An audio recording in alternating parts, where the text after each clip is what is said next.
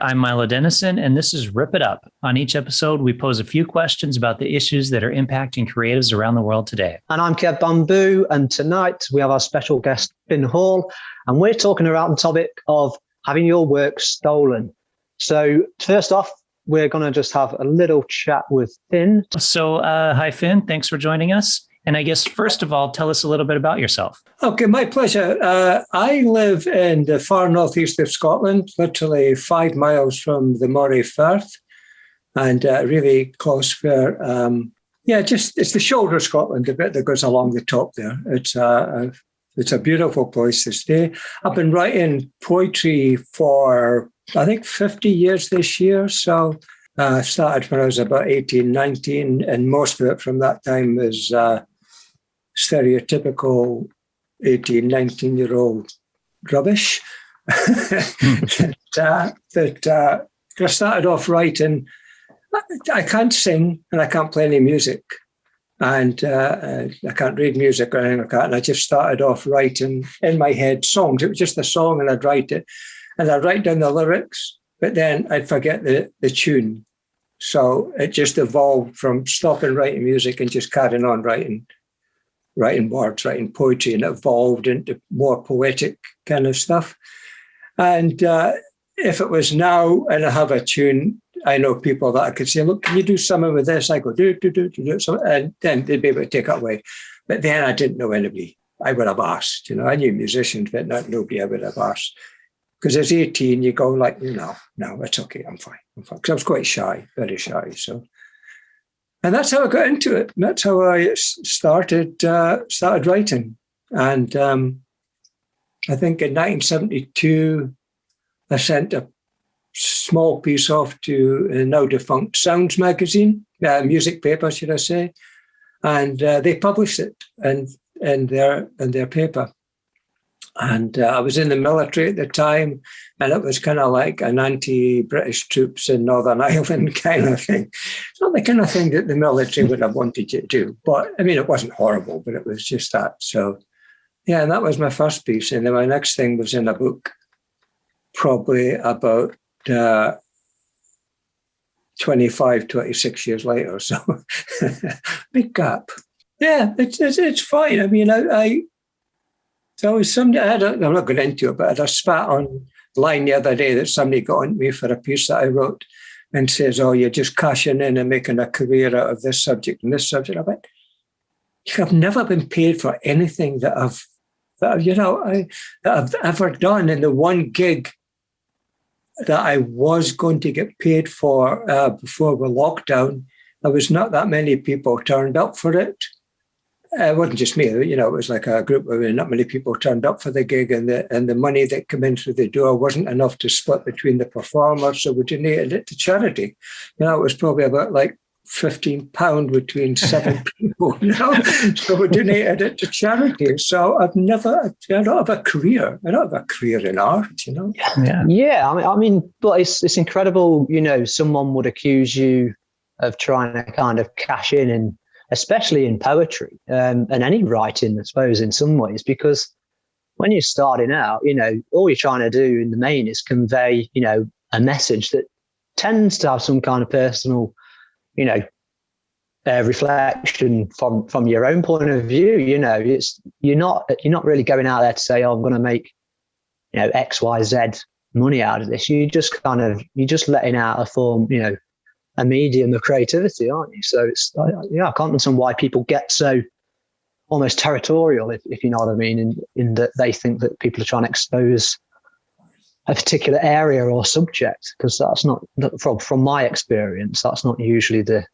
kind of case. But no, I mean, I've never came across anything, and I know that other people have, and I didn't realize so much how many other people had, because apart from this past year in Zoom, the only poets I've been used to is a few centered around the Aberdeen area, not many, and we all kind of know each other anyway, And I never realized how shitty some poets can be to other people, because I've never come across it, Yeah, and I suppose that kind of is leading us on to today, and what we're really talking about is, people stealing your work or, using it without your permission. So I suppose going from that, really, it would lead us on, would say that, how would you feel about that? Somebody did steal your work or used it without your permission.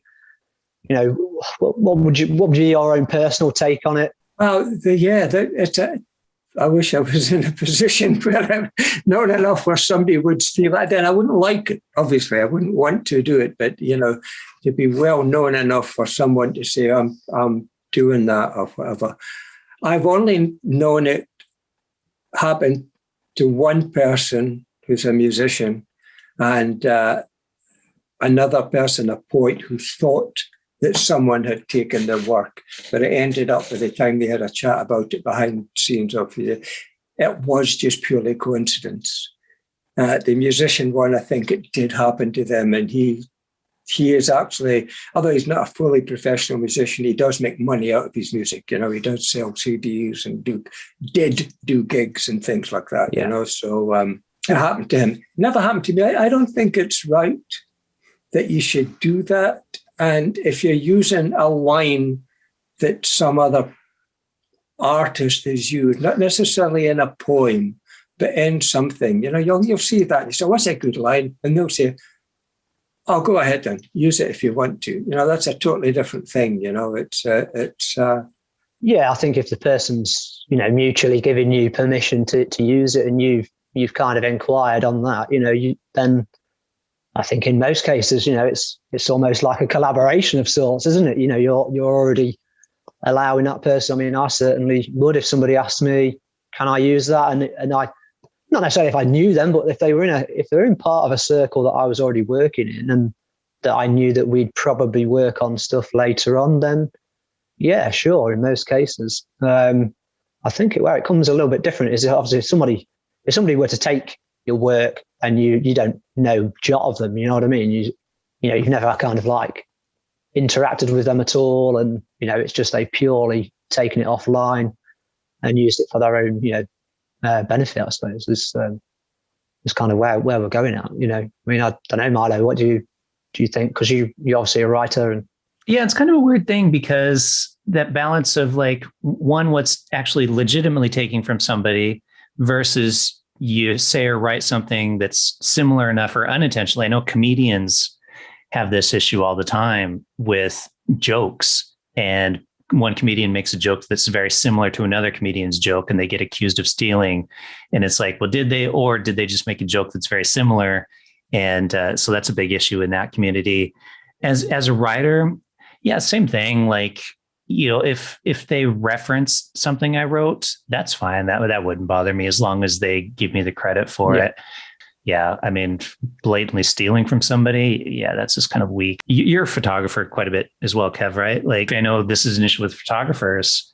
They, like a starting photographer might go out to somebody else's website and take a picture of it and, pass it off at their own. This is a huge issue. And, it's not like photographers have the money to sue the person and stuff. So it's a huge issue in that field as well. Traceability is difficult as well, because of course you might not find out. And this person may have been, selling stuff for years, not even years, but several months. And you're like, wow, I've been making nothing out of it. And maybe because they've had a slightly better marketing strategy or something, they just processed it a little different in Photoshop to give it a little oomph, and suddenly, Yeah. And that comes down to, creative writing and spoken word thing as well, the same, because you're having a fair few things published now, aren't you? Yeah. But it was funny, Finn. I like what you said, kind of, it'd be nice to be popular enough to have your work stolen, and it's kind of a true statement though, because you've reached a certain level of fame where your stuff might get stolen, which sucks, but it's also kind of a compliment as well. Oh, they know me. If they've found me, they've come across me. I used to do photography as well, photograph art, and I haven't done it for a while now because there's so many people take photographs now. It's an even bigger market than poetry. And But with the new modern phones, they're as good as some of the older cameras you can get. You can't get zoomed and such, but they're great. And I can't remember what the heck I've got a website with my stuff on, and they automatically, I think, put on some sort of watermark and such. And if it's, so if you're downloading it, it's got this on. And I know a lot of that stuff can be altered by Photoshopping and what have you. I do get that, but they'd have to be really concerted to do that. They'd really have to be a good job and, time to do that stuff on it.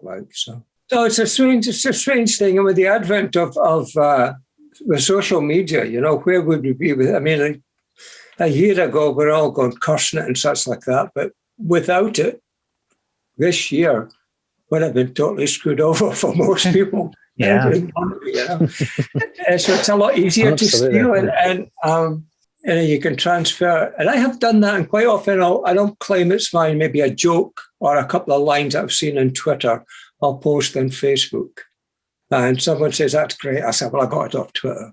I don't claim that it's me saying it. It's always funny stuff. It's never, it's always stupid, funny stuff but it's never me saying, look, I made this joke up, I unintentionally, but that reminded me of something that you just said, Ben, is I unintentionally posted something on Twitter the other day that I got credit for that somebody else did. And I didn't really even think about it. It was basically kind of this 80s montage of like 80s, car things that somebody put together in an image. And I just thought it was cool for this Twitter thing. And so I just posted it and didn't say anything. I just posted it and everybody's like, oh, that's cool. Good job. And I'm like, oh shit, I'm getting credit for somebody else's work. And it totally wasn't intentional at all. I just thought it was cool and I posted it. It's fine as long as you make that, if it's pointed out. Well, that's the thing I did. And so then I had to respond and was like, just so you guys know, this isn't mine. Or if you don't make any intention of claiming that it's yours. If there's no social, for all you know, that thing that you got, they might have got it from somewhere else too. So there's no beginning to this. So you don't, unless there's something claiming originality of it. Yeah, that's their own fault for not putting a watermark on it, really. Well, and that's similar to. Sorry, I was going to say that's kind of similar to where Milo led down with the kind of online thing when you like something, and it's especially things like memes, because someone or any kind of image really, I suppose, in that sense, because somebody's made that at some point somewhere, but there's so many kind of like I don't know, almost like iterations and versions of that meme, for example, that it gets turned into it's totally probably unrecognizable from its original state. That's another kind of area really of kind of it's not really. Is it stealing work when it's being kind of shared on social media? Because it's somewhere along the lines, there's got to be an originating point, but it does make that a little bit more of an area to go down. That's not so much like our own personal works that we're kind of working on, but someone somewhere made that image or made that graphic. So last year I wrote a poem. It was Special K put on a post on. It was a cartoon. It was right at that, not that it goes away, but right at the height of the Black Lives Matter campaign back last year. And she put on this cartoon. It was like a 4-square cartoon. You have the right, daddy. And I end up a cop shooting this coloured guy. Says you have right to remain alive. And I went, no, there's something in there, a poem in there or something. And she says, oh, go ahead. And we ended up doing a 2-piece poem together, but she did hers and then I did mine. And mine was just basically, you have the right all the way through. So I still have a copy of the cartoon, but there's no name on the cartoon. And I genuinely tried to find out its origin so that I could say, look, I have done this. I want to put it out there. But there's no name. There's not a scroll. Most cartoonists, they'll, something, they've got a signature or something. And it looks like a pretty good professional or serious amateur type cartoon, and I couldn't find, I had no idea who it is. I used it and it's been online a couple of times. It's in like a little slideshow video I did of that poem and another poem I did, but I have no idea. And I did try to find out, because I will want to say, this cartoon is by, I don't know its origin. So if you can't find it, you can't find it, and that's another difficulty. You know, I mean, if they came chasing you, of course, you know, it can simply be. I'd imagine it can simply be resolved, but in the meantime, you can't really do a lot about. The difficulty it's an imaginary difficulty. I've got a lot. I have, online my files, are not online, and files are in different places because I'm forever deleting shit by mistake and things like that. So I've got copies everywhere and printed out copies and everything, and I've got a file that's like words and pictures where there's photographs or things like that I've got with boys where I've got pictures that fit. Now, some of the photographs that I've got are really, really old photographs taken from online, but with no things, attached to them, but they're probably out of copyright thing anyway. And it's like, is it Miss Peregrine's, the movie Miss Peregrine's House for Wayward Children or something? The books are that. They're kind of late teen books, not really like them, despite being like 50 years past late teen. And the guy that wrote them has got old pictures within them, really old photographs within them, and no copyright and no saying this comes to this, nothing at the end saying, so they're obviously old enough. So I've got this like that. And one of the ones that's in it is this one with this cartoon. And I thought, well, if I ever did decide or try to get the words with pictures lot, I couldn't really. How would I be with this one? You know what I mean? Because it's not an old picture. It's not one of my pictures. It's not a picture that a friend has taken so I can say, look, can I use this? It's a really old cartoon. Well, not an old cartoon, a really anonymous cartoon. And I probably if I ever did, I'd just take a chance, I think. I can say, yeah, that's okay. Yeah. I'll deal with that, It's not likely to happen but just a thought on this subject, Yeah, sure. Let's jump into the next question for you, Finn. What has been your proudest moment within poetry and spoken word? Well, originally I put just getting my Zoom show like a block from the blue up on the go, but now it's been surpassed by the movie Points in Therapy that we put out at the weekend there, because I was really, I wouldn't say anxious, I was really interested to see how it would go over and I'd never watched the whole thing despite putting it together and editing it and doing everything on it, music and everything on it. And music, thank you, GarageBand on my iPad. So did you create the music yourself then? I did everything on it, yes. Wow, great. And the music just came from GarageBand, Mm-hmm. Just mucking about to get the right mixtures. And that is my proudest moment. And once I sat and watched it, I ignored the chat for it was being premiered just so I could watch it from beginning to end. And I hadn't listened to all any of the poets' stuff all the way through. I hadn't since I got the videos. I listened to bits because I wanted to get the gist of them and to try to get them in the right place in the film. And when I watched that and I came off and I saw that, not just the reaction I got after it, then saving the chat. And I thought, no, that's my proudest moment because I'd never done anything like that in my life before. Never, ever, ever. And I thought there's a couple of things I could have looked at. I could have maybe done that a bit better. But apart from that, that's my proudest moment. That's great. Yeah, there's a learning curve in everything as well, isn't there? So even when you first, you do something for the first time and it surpasses your previous kind of works.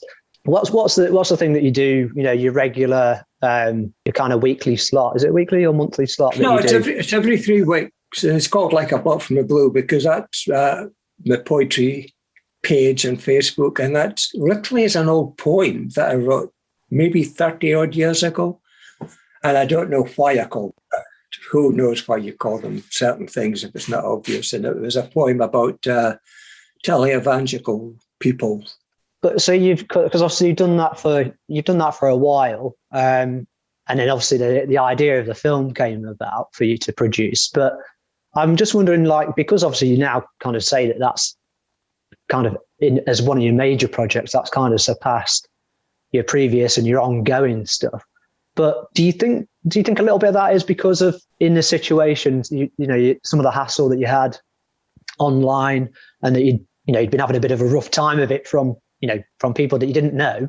And then, of course, you've got, the film goes out, and then everyone, rightly so, because obviously it's a great little production that you put together. And I don't know if Milo knows, but I'd feature in that just to get me my one bit.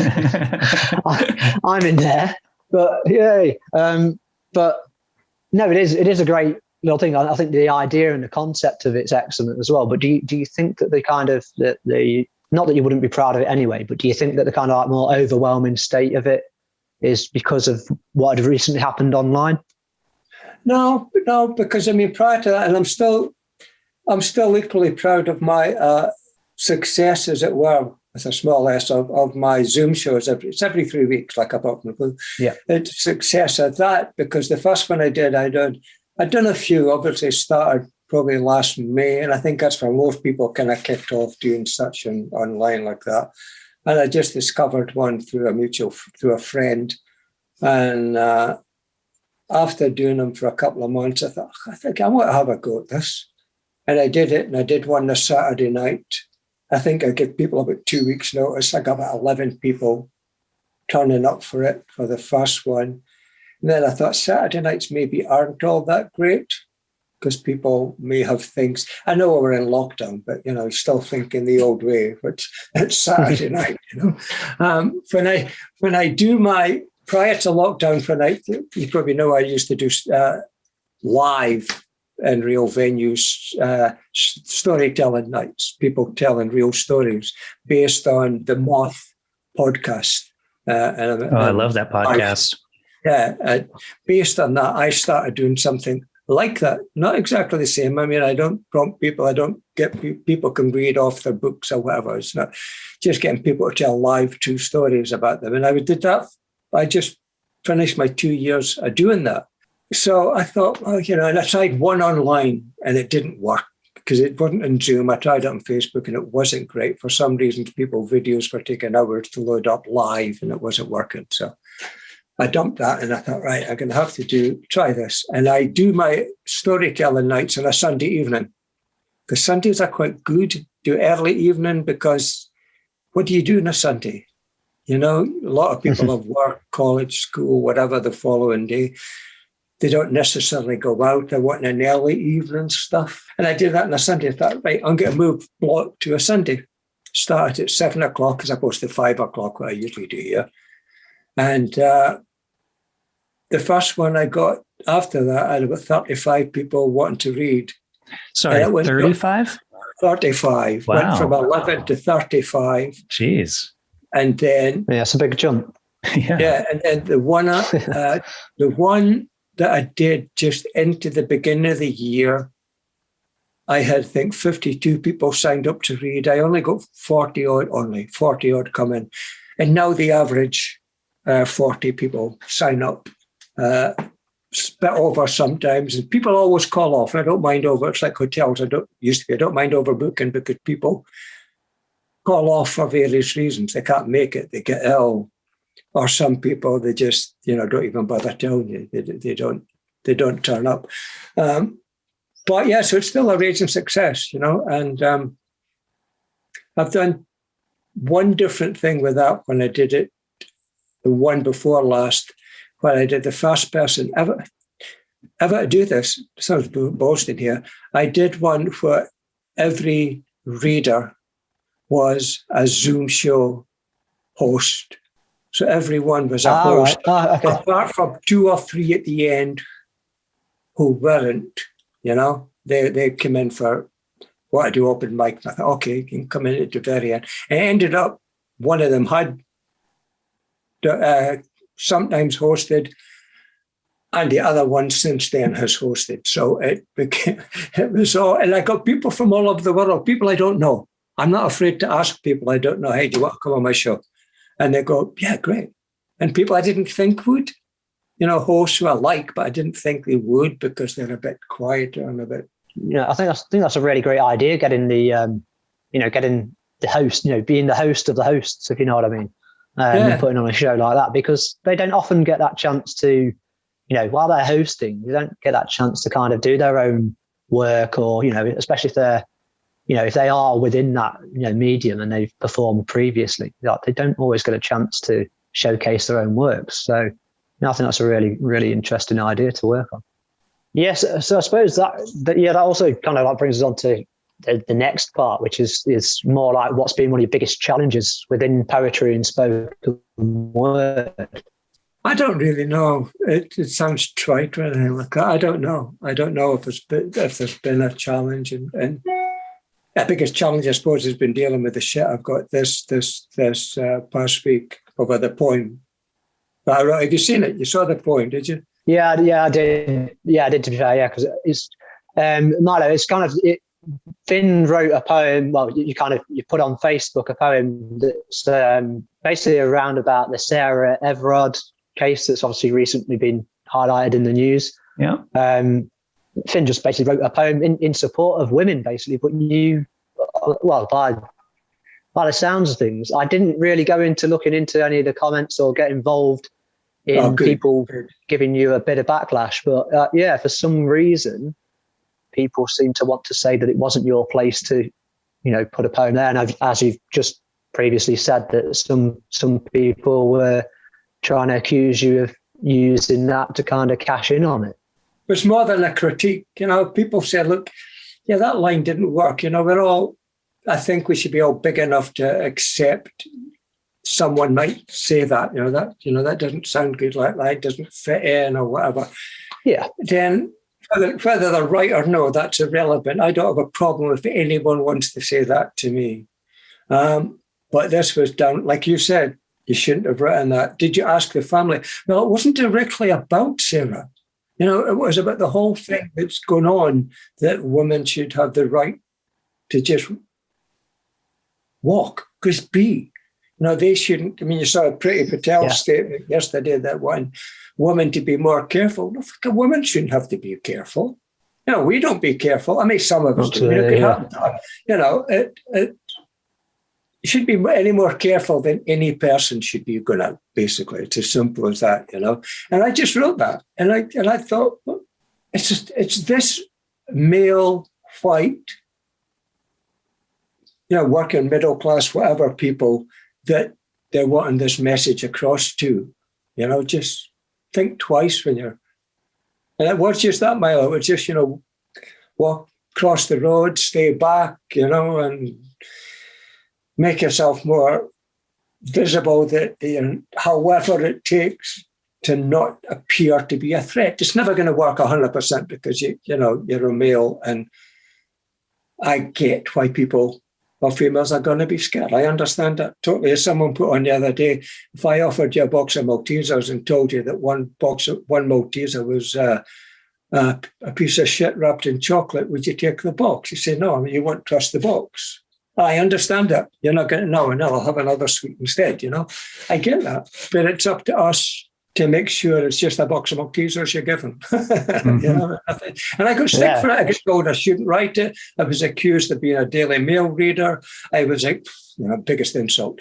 I was accused of, I even like a white woke cis male. Well, I am a white male. What can I do about it? This is me. I can't change who I am. I'm not going to pretend I'm something else that I'm not. Woke, I mean, what does woke ever really mean? It's my daughter. She's in her 40s, and she says to me just yesterday, she says, without the internet, people wouldn't be labeling themselves generally in any way. And this is not knocking people or anything like that. The word cis wouldn't have come into play without social media and internet and things like that. I'm just if it means an average human being that's quite happy within their own gender, then I am that. You're probably that. I don't know. Yeah, I think there's probably been an acceleration of that, if you know what I mean. But I think you're right in the sense that if you're a white male and you can't change that. Essentially, that's who you are.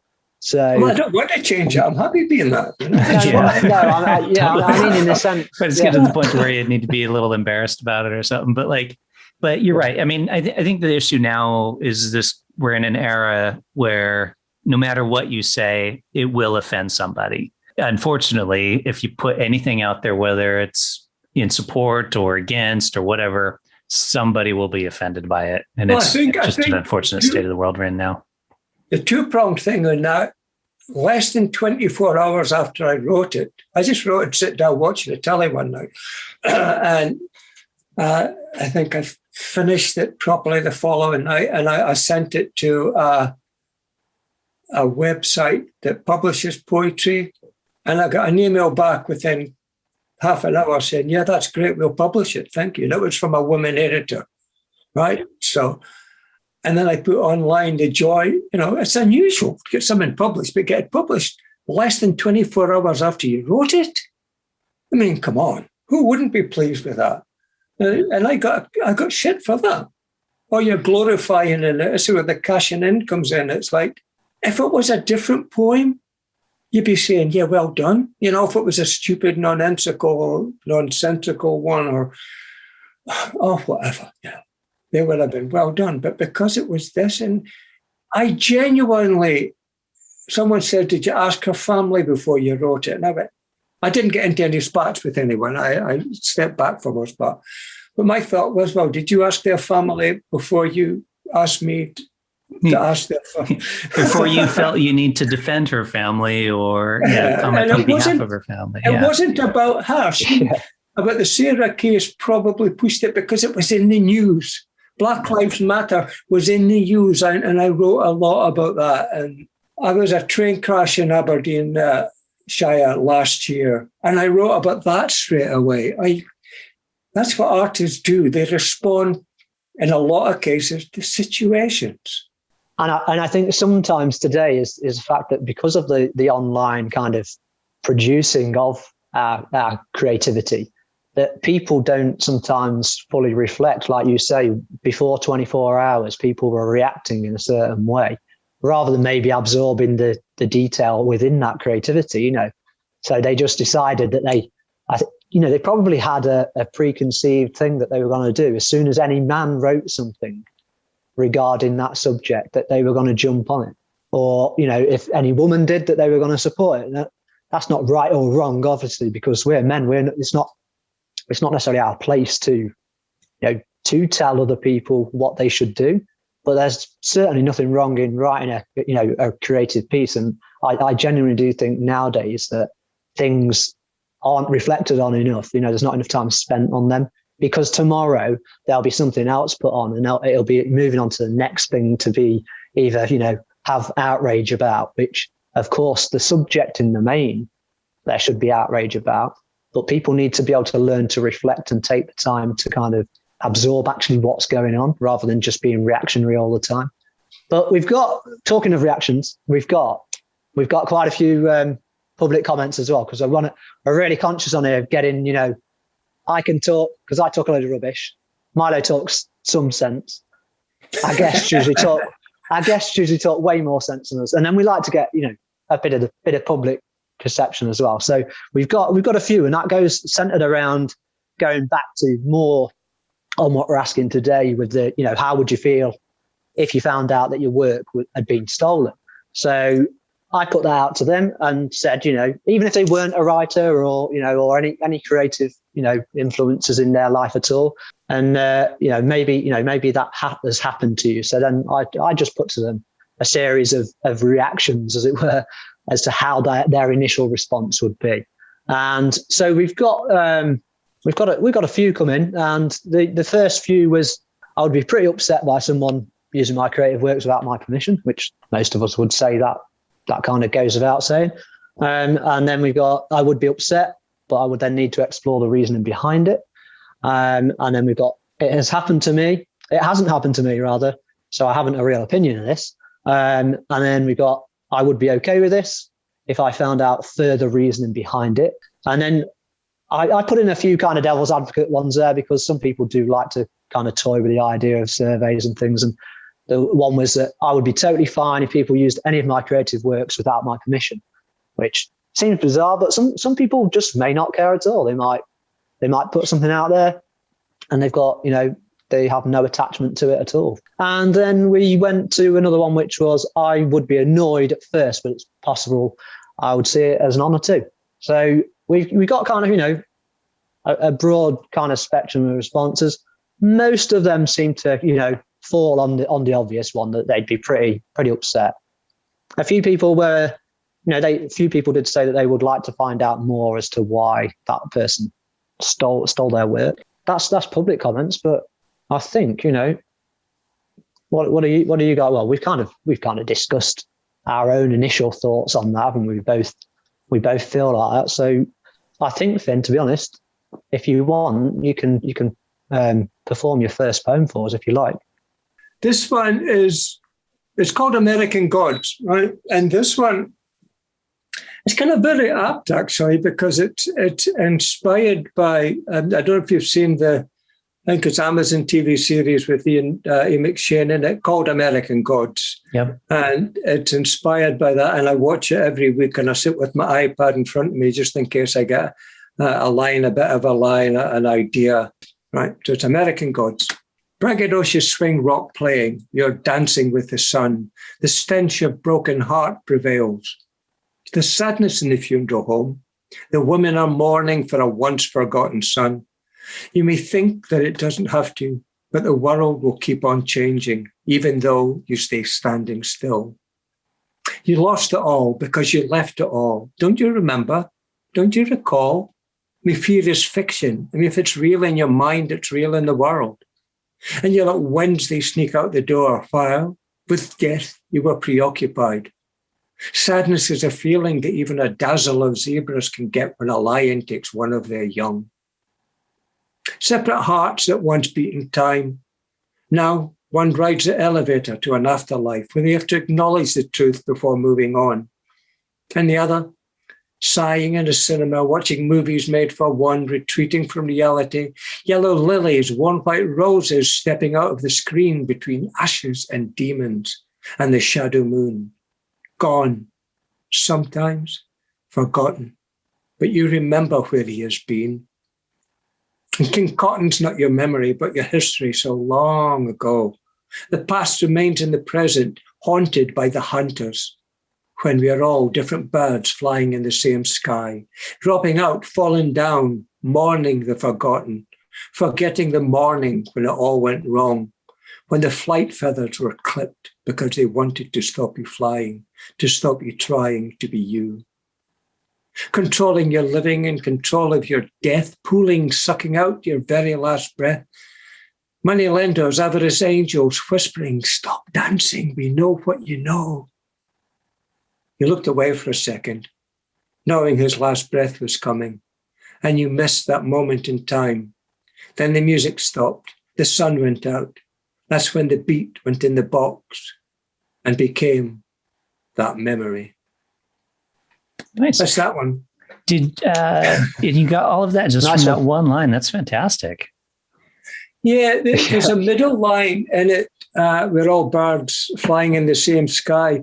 And that was actually from, I was talking about something, Andy N. You know, Andy N, the poet, he does an article, and he does a podcast as well. I've been on his podcast, and he's a poet, and he hosts a show called Speakeasy. And we're talking about something online, and he said, we're all birds flying in the same sky. And I went, oh, that's a great line. He said, oh, you have it then. So That's great. I put it into, thing where it's inspired by or taken from three different, and even I never knew until watching a David Attenborough nature program. Was it David Attenborough? No, it was a program about a Kenyan wildlife park on Discovery. A pride of lions, a herd of elephants, a shoal of fish, a dazzle of zebras. Pronoun for zebras is a dazzle of zebras. And I never knew Dazzle, that. yeah, that's pretty good. And I thought, that's a great, cool, and I managed to fit it in the same thing. So Cracking poem. I'm going to go on to the next question from the survey, which we had, which will then we'll answer more because we've not really answered this yet. So this is more about saying, the work has been stolen. And then it's more to do about people's approach and their aims to resolve it. So we're going more deeper into the question now for the public to respond to. So I just give them the example again, if they weren't a creative person, which just to, imagine that this happens and how difficult it can be, sometimes to prove it. And would you be more protective of your work in the future? Or would it cause you to no longer share your work as freely as you may have done? Does it make you fight harder to ensure that this can't happen in the future? The responses that we got from that was I would just stick with the standard copyright messages or add a proviso that the work couldn't be used for commercial gain. Easy to control with digital media or written word, maybe. Less so with something like music. But they would be happy for their work to be used as a source of inspiration. But downright plagiarism obviously would be very disappointing. One of the other comments was, they say, in my case, I had to find out who had taken my work and then figure out and ask them why they had taken it. So kind of fairly like generic process there, but, an obvious one to follow. And then another one, which was kind of interesting on that main was I would threat legal action and ask for it to be removed if online. If this did not happen, then I would obviously take legal action. Something needs to change, especially online, as there are so many sites such as Redbubble. I think they're talking more about actually kind of like artistic designs. But say, for example, they have an artist selling items which involve other artists' work, obviously their intellectual property. People shouldn't have to stop promoting their work because of selfish others. They end with on that is that this is not a situation for them, as they're not an artist, but I've seen numerous artists on social media complain of this. Most recently, they say Charlie Maxey, and I think he's designed the Red Nose Day t-shirts for the UK Red Nose Day comic relief. That are on sale in TK Maxx for charity, but a Redbubble seller has the same designs without permission on sale on Redbubble site, and they're assuming also not for charity as well. So you can submit a copyright claim through Redbubble and have it taken down. So I know like a lot of sites like that, they have the option of saying this is copywritten work.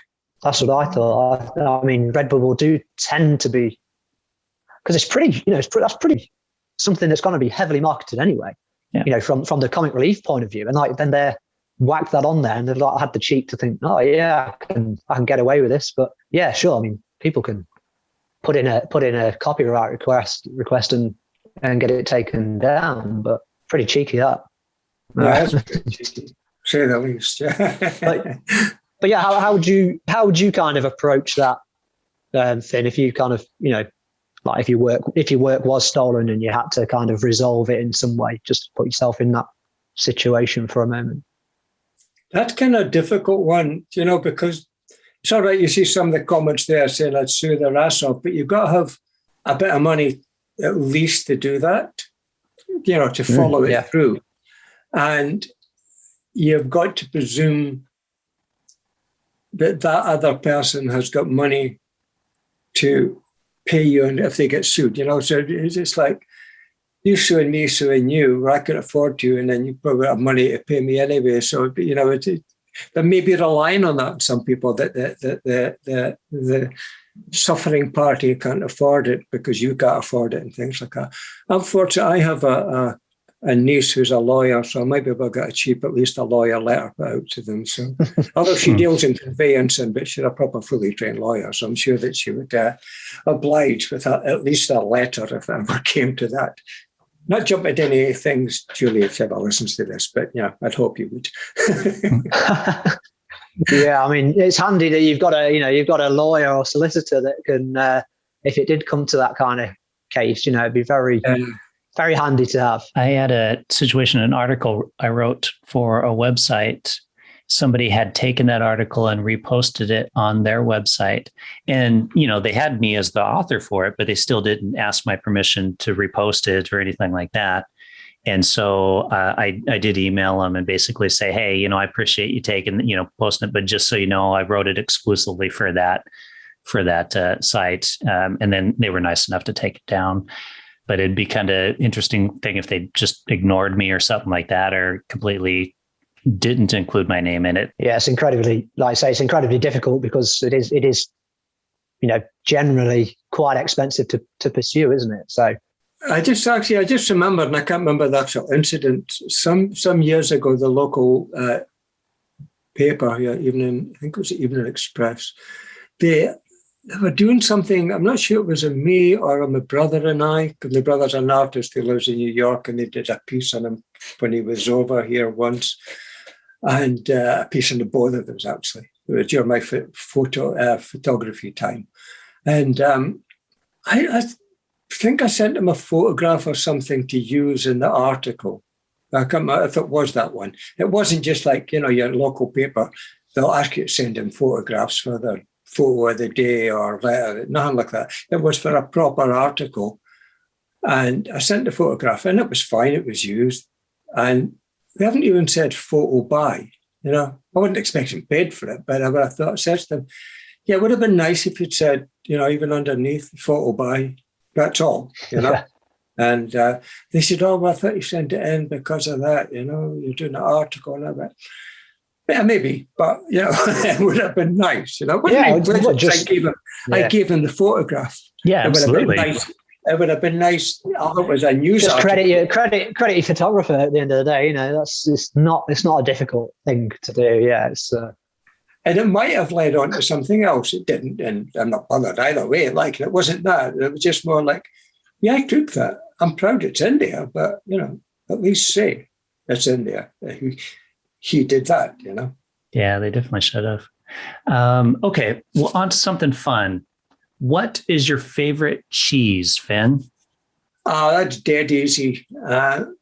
It's vegan applewood cheddar.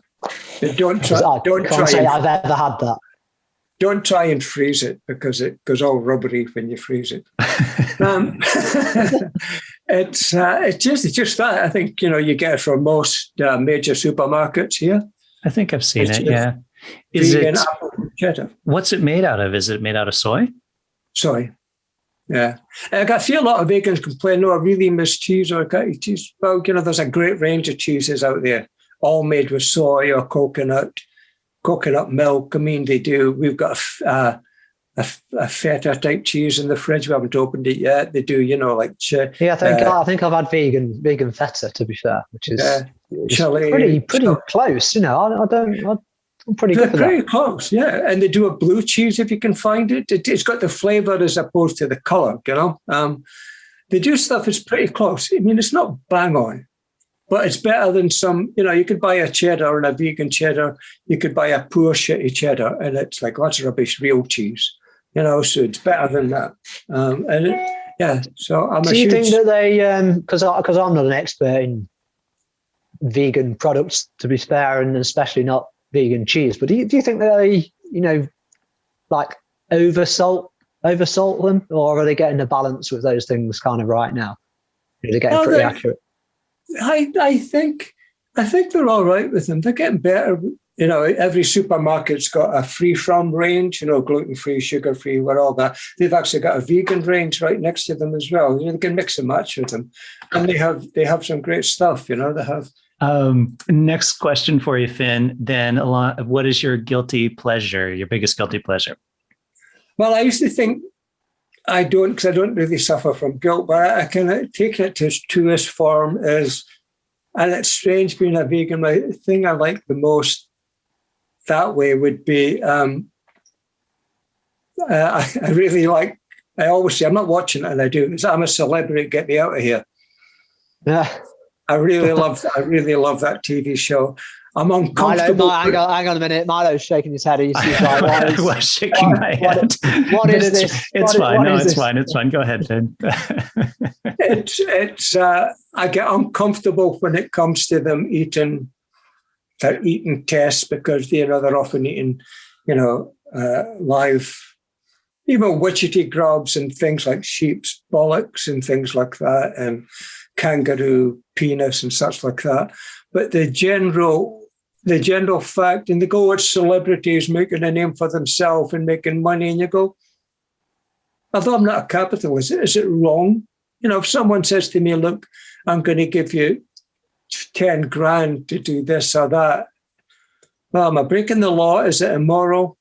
No, okay, I'll have your 10. Can I do it? You know, I don't have a problem with that.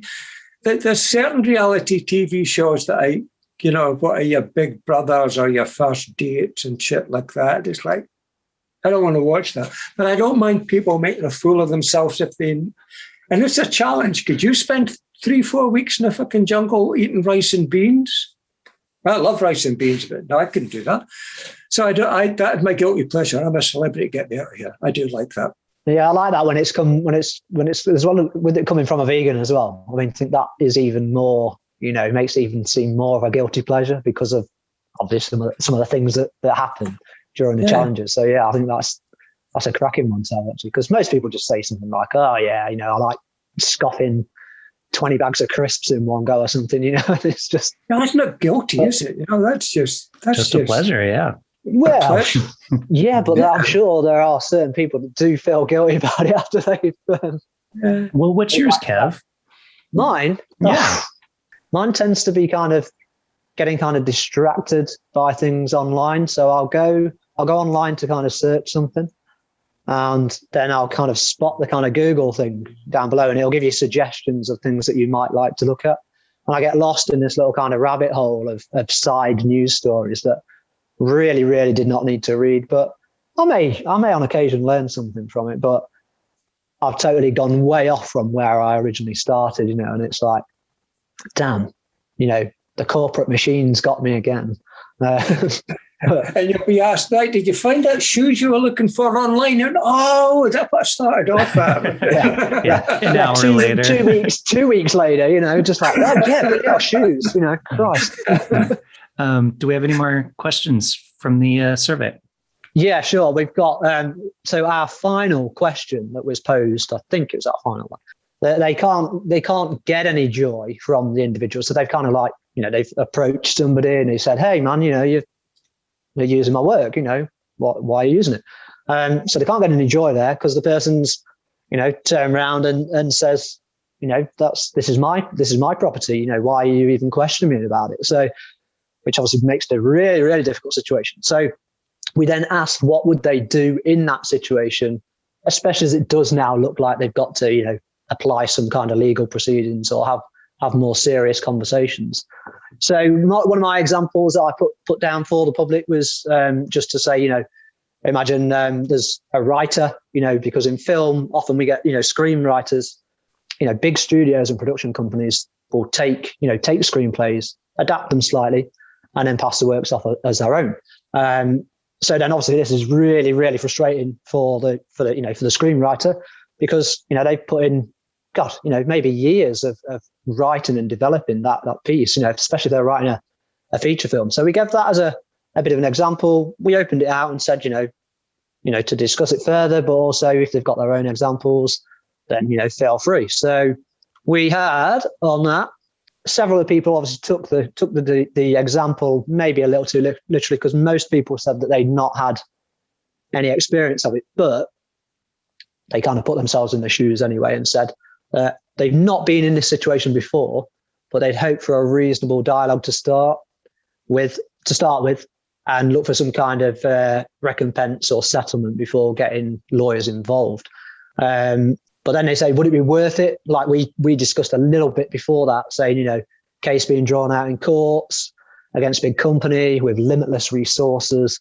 You know, it's a big fight to take on, even if you know that you're 100% right to do so, which we kind of touched on that a little bit before, saying, you know, even though you might want to take legal action, have you got the, you know, expense to do so yourself, even if you know that you might be, you know, unless your case is so big that you know that you can kind of, you know that the losing party, so to speak, will have to pay everything anyway. But then you've got to convince a lawyer or a solicitor that, you know, this case is so strong that they'll do it all for free and it'll just be based on charging everything to the stealer of your works, as it were. But somebody else says, so they say, for me, I thankfully managed to prove that I was the originator of the work.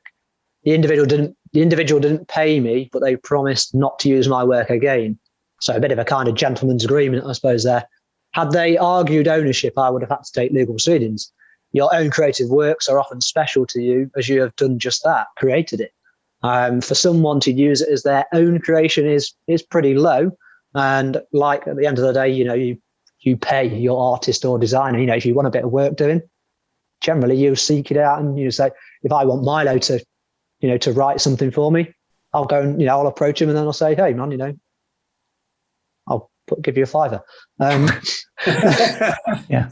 But you have that sweet, I'm getting paid finally. You have that generally. You have that conversation. You get that $5 first, though. Exactly. yeah. Upfront, definitely. But yeah, I think that was a pretty good general all-rounding statement. We only had 3 on that, to be fair, actually, funny enough. And the last one for that was, they said, at the moment, there's not a lot that you can do. So preventative measures like extra watermarking in obvious places over your work, also putting poor quality images of work online so it can't be reproduced so easily. Another tactic is to take images that are a display of your item.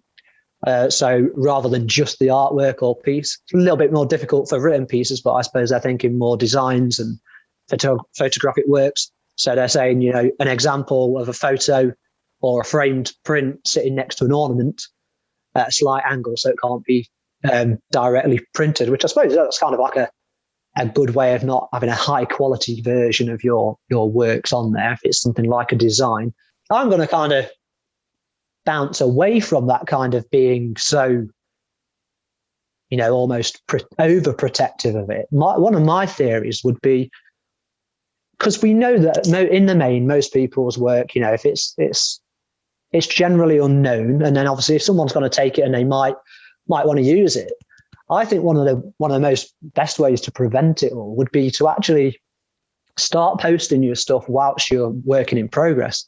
And I know we don't always want to kind of show everybody what things look like before we get to the fully polished thing, but at least it gives us some form of like traceability. So then we can say, if someone at some point in your process kind of takes part of that work, you can turn around and go, hey, look, I've been doing this for X, X, Y, Z. And the more people, and put it out as much as you can, because the more people that are seeing it, the more then somebody else can flag up and say, hey, did you know this guy is using your work? I think you can obviously still copyright things and things like that. But I think that would work as almost like an alternative version to because a lot of people get frightened of then wanting to share their work out. So they never then put it out there, or they limit how often they put it out there. It's it's certainly a way to ponder on there, I reckon. My brother does that. He's, like I said, he's an artist. He lives in New York, and he started doing that. I don't know if it's deliberate or just, showing. But he does that. He'll show, look, I've started this painting. He'll do the pencil sketch, and then he'll do the rest. He'll show it in stages and show bits of it and things. So, and then show the final piece. So yeah, he does that too. And his stuff, when it sells for thousands at times. So he's a proper painter. Yeah. What do you think about that, Milo, in terms of kind of showing your progress? Because obviously as a writer, like kind of showing your drafts if you were to, or yeah, for me, I wouldn't do that for writing, just because I want somebody to see something the way I want them to see it. But it's different though, because yeah, like for a painter, that makes sense to show the different versions, and people like to kind of see that kind of as it works through. But I mean, if you copyright it prior to sending it out to the world, then you own that copyright, So yeah. If it is stolen, then you've got that legal claim on it. Obviously, you still have to go through the process of the lawyers and all that kind of crap. So, I mean, my big one is properly copyright your work if you can afford it. I mean, there's obviously a cost to copywriting as well. I don't think it's not a massive, it's not a massive amount. And I don't know how it is here, but I know in the States, when you send something in, you can actually send it in with photography, you can send in bulk and just pay the one copyright fee. But yeah, so the big one is copyright it, like just legitimately copyright it before you send it out to the world in any way. Even for writers, even before you send it to like publishers or that kind of stuff, have that copyright.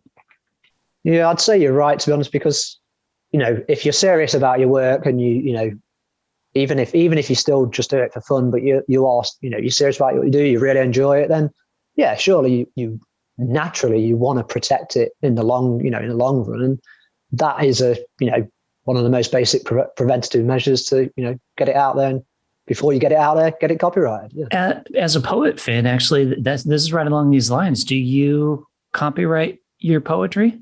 Or do you want to admit it in a public forum before we respond to that? I have started. When I post it online, I always put copyright and my name, the C for copyright, and my name and date underneath it. I know it's not infallible, but at least... But you don't send it to the copyright office and have them, No, I never thought about that, because, no. And I've, unfortunately, I've been fine with it, in the publications that I have had poems in and anthologies and online and things like that. They've all, it's my credits there. It's there with my name. No one so far has tried to do anything. And the thing is, you post it on Facebook, for instance, then you put that underneath it. It's kind of basically time stamped on your Facebook when it was put up. Yeah. So that thing anyway, and you could always go back into Facebook. It's a bit trickier, and download your data and files from that. You can do that online quite easily, through Facebook. So it's happened, and hopefully it never will to any of us. So do you want to do your next poem for us, Finn? This one I actually wrote for. I was invited to go on like a pre-Valentine's Day Zoom, and asked me to write a new poem. And, well, I did. It's a love poem with a difference. Reasons to love. At times, love dies. For reasons unknown, love dies. But if we love someone enough, can we stop them dying? Can we hold them so much in our hearts, the hearts that beat in synchronized time? Except that words aren't always needed, that the shared air we breathe is enough. Enough to be in the same room, the same space, the same time as each other, traveling on the same journey.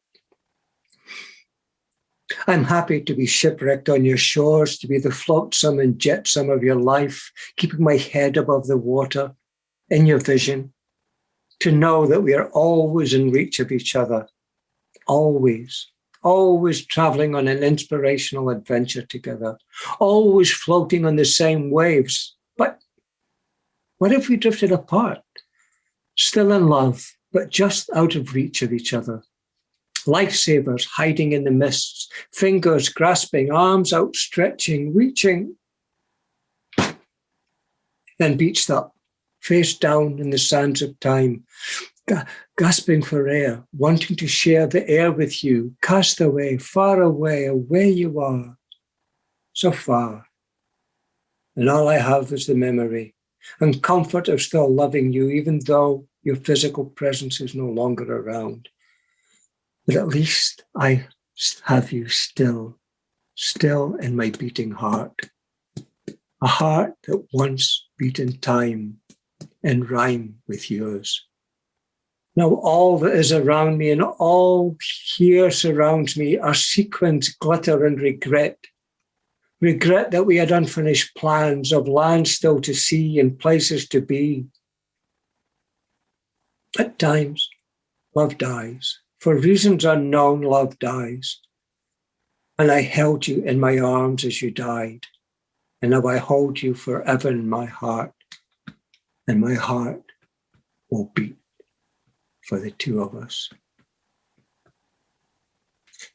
That's great. Black.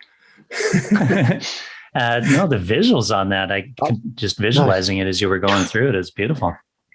Did you write that after a breakup? That was lovely, yeah. No, that was just all out of my head. And just all out because I was asked to do a poem for Valentine's Day. And that's what I come up with. Yeah, it got me for a minute. I was glad Milo spoke straight after, because I was about to go, You're having that works. I know that it works, because you see people, and it's a reaction. We all do it when a poem's on.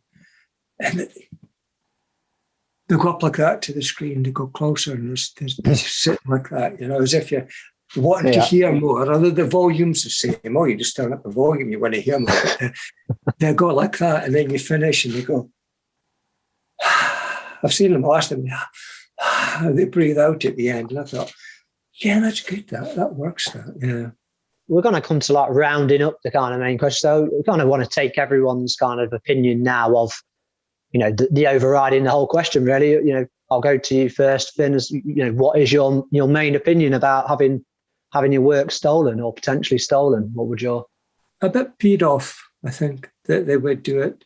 There is that double-edged sword. I don't know if somebody knows me, they've done that. But I think I would be angry. Again, it depends on the context, how they do it. But I'm visible. Just ask me. It's as simple as that. Just ask. And yourself, Milo? Yeah, I think same thing. It kind of depends on the context and in what sense. If they're just quoting me or something and referencing me in the quote, that's no problem at all. Go for it. I wouldn't even need to know. If they want to actually use some of my work, just ask. Kind of same thing. Like take it as a compliment, really. It's like kind of the honor as such, isn't it? Yeah, that someone's actually used your... Yeah, it's the blatant like thievery of taking something, no reference, hacking it off as your own. Then I think then I'd be super pissed. Yeah, absolutely. I think I feel exactly the same. I think most, as we saw from the comments as well, most people would feel a similar way. So we've got one little kind of featurette now, which turns the tables. Off the host. I like how it's always like it gets turned on me though. Like we need to figure out how to turn it on you. We can work on that. We can work on that. All right, go ahead. Yeah, so we have our little feature, which is Ask an American. So Finn, it's your opportunity to ask Milo a question. It shouldn't be a difficult question. It's not an embarrassing question. It's just like a general knowledge question. If you don't know the answer to at least one of them, then you should be embarrassed, right? All right. 3 things that Seattle gave the world first. 3 things that Seattle gave the world first. They started in Seattle, basically. All right. Starbucks, Amazon. Amazon started in Seattle. Yeah, but that's not my answer. I give you one easy one. I see. Boeing started there. Grunge music is kind of a Northwest thing. Is it a food item? Is it? Is it music? Is it a business? Is it? One's a business ish. It's not like an Amazon or a Boeing or anything like that. It's not like a .com or a company limited or anything like that. Okay, so it's not. I thought Seattle was the founders of Insomnia. The coffee place? No. Nah. Okay, so it's a business, but it's not one of the big like .com. It's not necessarily a business. It's an idea of a business. It's like Seattle did the first Starbucks, but they weren't the first coffee shop. No, yeah, right. So it's not a coffee shop, but just imagine, taking that thing, the business thing. Oh, I'm going to be the very first person in the world to open this type of business. Okay, out of Seattle. I'm sure I'll feel stupid once you tell me the answer and say, "Oh yeah." Let's see what. I'm not too sure. Nothing's coming to mind. Okay, the first gas station. Yeah. Oh really? Oh wow. Oh, I did not know that. First petrol station in the world was in Seattle. Really? Yeah. Wow. I'd have been there all week as well. I just would not have thought that at all. I would have thought it would have been like East Coast or Detroit or some, like. Not even that. It was Seattle. Wow. I can't remember. I've got it written down somewhere, but I can't remember. And the third thing is it's less popular now, but still maybe getting more popular in some places. And it's things that people do. You'll never get it, I'll just tell you. I'm getting more obscure. I would never have thought this, right, either, until I did my research. And it's policemen on bicycles. Really? Started in Seattle. You get the old Roger Whittaker song, Bobbies and bicycles, 2x2. And, so police from the 60s and bikes in London, and you get, roller skating police in Miami and all that kind of shit. But the very first police on bikes, early 20th century, mid 20th century, was in Seattle. I would have never got that. I would have actually guessed here in London, actually. It would have been my thought for that. Well, I can tell you police do not currently ride bicycles in Seattle. That if it started there, they definitely don't do it anymore. Maybe motorbikes, but not bicycles. Interesting. I did not know either of those other two things. That's I just, to tell the truth, I got an easy way. I just typed into Google interesting things about Seattle, and that came up in 50 interesting and weird things about Seattle. And I picked one easy. I didn't even, everybody knows Starbucks, right? Yeah. And whatever street it's on, and it's still there, and you can buy a mug, say, in the original shop and such like that. Yeah, but the gas station one definitely threw me. I would have thought elsewhere too, somewhere where cars were being manufactured. Or much more bigger, whatever place, East Coast, West Coast or something, places. But there you go. Well, thanks. I now learned two things that I did not know about Seattle. Yeah, one other little thing, I suppose, is just, Finn, so you've got the film. The film is already out, isn't it? So where can people get that if they want to find you out and find? Yeah, sorry, it's on YouTube and just under my name, Finn Hall, and you'll find it, Poets in Therapy, or do a search for that, Poets in Therapy film. It's on there now. I'm more than halfway through my other project, which has been going on for over a year, Joined Up Writing, which is a poem where each person writes a verse, but what they do is they take a word from the last line of the previous verse and use it in the first line of their verse. And the first book, Joined Up Writing, 100 Voices, has been out since November. In fact, I just got an email through, I haven't checked it, that my first royalties from that have arrived and been paid out by Amazon today.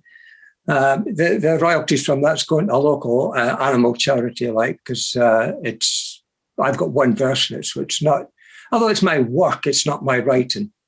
The next one, when it comes out, the charity is hiding it. I'm keeping the money for that one. So I'm more than halfway through that. And what I do is I give people a line and they choose a word and add it in their line. I used to give them the whole verse, but that led on to similar kind of subjects. And I love the fact now that it moves on naturally. And that's about 64 people on it so far. And I'm going to stop at another 100. I stopped at the first 100, but people said, do another one. And I did. And it's taken longer to do. So that's on the second. That's on the second set of 100. It's like 164. Joined Up Writing, second installment. So it's 64 voices into it so far. No, that's cool. I've never done any headline before. Nobody's asked me, and I don't push myself out that way. I know some people go, I'm free. You want me, ask me. So I'm doing one next week, which is Wordcraft, and then one due in May called Soundbites. I'm doing that one too. So thank you for joining us on this discussion, and we appreciate the input that you had. My pleasure. And thanks very much for having me, guys. All right. Thanks no problem, a lot, Finn. You're right. And I'll catch you soon. Yeah, cheers, Kev. Cheers, Milo. Bye. Cheers. Bye. Take care.